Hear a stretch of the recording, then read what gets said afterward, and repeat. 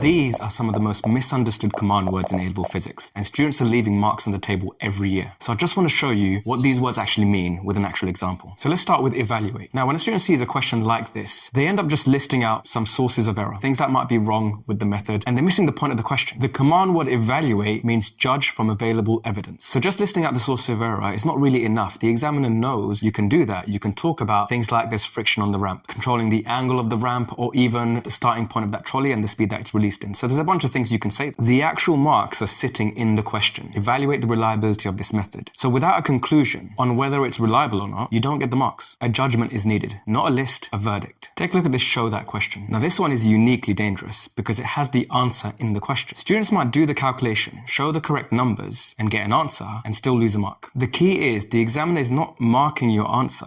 They're marking your steps. So with show that question, just remember these three things. Present the appropriate formulas first.